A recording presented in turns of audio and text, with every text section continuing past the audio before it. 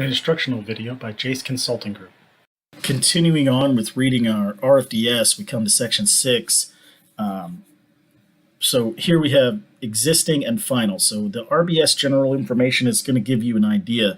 It's not super important for you to necessarily focus on this section, but we're going to go over this section and the next one just because it does give you some information about the site. Now, section 6, RBS general information, you just need to understand that there's some changes going on here and that these changes need to be in place hopefully before you actually build the site. But as we scroll down and we look at section 7, this is definitely relevant to us because it's going to tell us here that UMTS is on a 3206 in indoor, and UMTS second RBS, this is radio base station 3206. These are the controlling units, right, where the fibers and the SIAD plugs into.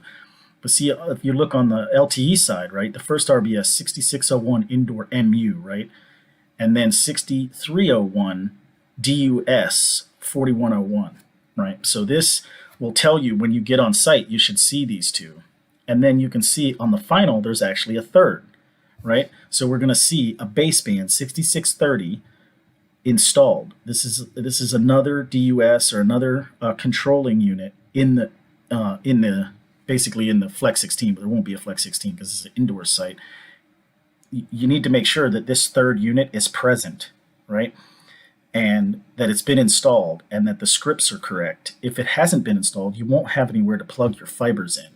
And that's important for us to take a look at and to recognize. So this is an important section for us to look at and say, okay, am I supposed to have new controllers in here? Yes, I am. I'm supposed to have a third one, right? And that third one needs to be installed, and the SFP cards need to be in it, and the places for the fibers need to be identified, and they need to be scripted properly, or we won't have anywhere to plug our fibers in at the end of the build, and we won't be able to conduct the audit, get green lights, and so on. So it's super important that we look at this part of the RFDS and determine, is there RBS information here that we need to make sure is present on site when we show up on day one.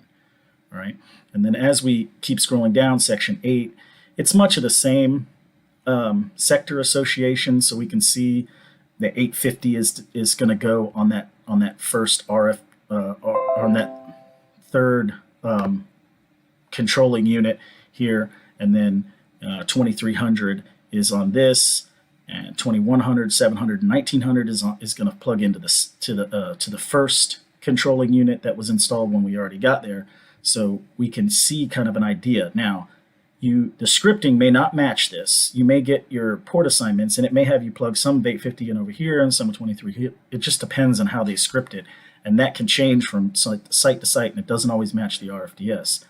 If it doesn't, that's not a big deal. You can still deal with it. And then as we go along, we'll section 9, don't really need to worry about section 9. We can cover that in a more in-depth video of how to read these particular sections and what they mean to us.